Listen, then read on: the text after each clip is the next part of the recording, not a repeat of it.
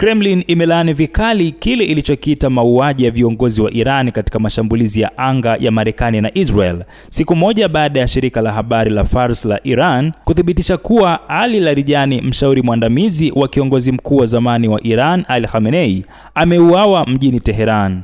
Msemaji wa Kremlin Dmitry Peskov alipoulizwa kuhusu msimamo wa Urusi kufuatia kifo cha Larijani, alisema na nukuu, "Tunalaani vikali vitendo vyovyote vinavyolenga kudhuru afya au hata kuua au kuwaondoa viongozi wa Iran huru na inayojitegemea pamoja na wale wa nchi nyingine. Tunalaani vitendo hivyo." Mwisho wa kunukuu. Larijani anatajwa kuwa kiongozi mashuhuri zaidi wa nchi hiyo kuuawa tangu Israel na Marekani zianzishe mashambulizi yao dhidi ya Iran mnamo Februari 28, ambapo Khamenei pia aliuawa na kuzua vita kote Mashariki ya Kati. Amir Hatami, mkuu wa jeshi la Iran, alitoa taarifa akisema na nukuu, "Jibu la Iran kwa mauaji ya katibu wa Baraza Kuu la Usalama wa Kitaifa litakuwa la uamuzi na la kusikitisha."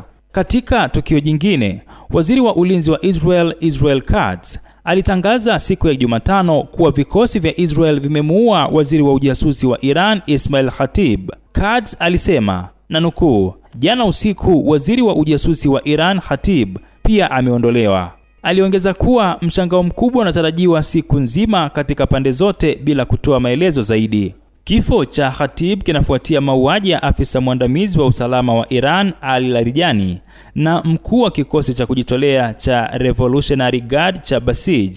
Wizara ya fedha ya Marekani ilikuwa imemwekea vikwazo Khatib mwaka 2022 kwa wizara ya ujasusi kujihusisha na shughuli za mtandaoni dhidi ya Marekani na washirika wake. Wizara ya fedha pia iliita wizara ya ujasusi ya Iran katika duru nyingine ya vikwazo, moja ya huduma kuu za usalama za serikali ya Iran ambayo inawajibika kwa ukiukaji mkubwa wa haki za binadamu.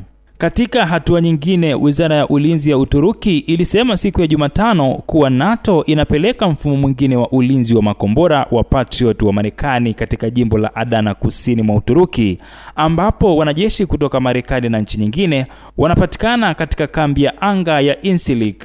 Uturuki, ambayo ina jeshi la pili kwa ukubwa la NATO na inapakana na Iran, ilisema wiki iliyopita kuwa muungano huo ulikuwa umeweka mfumo wa Patriot katika jimbo lake la Malatya kusini mashariki karibu na kituo cha rada cha NATO kama sehemu ya hatua za kuimarisha ulinzi wa anga dhidi ya vitisho vya makombora kutoka vita vya Iran.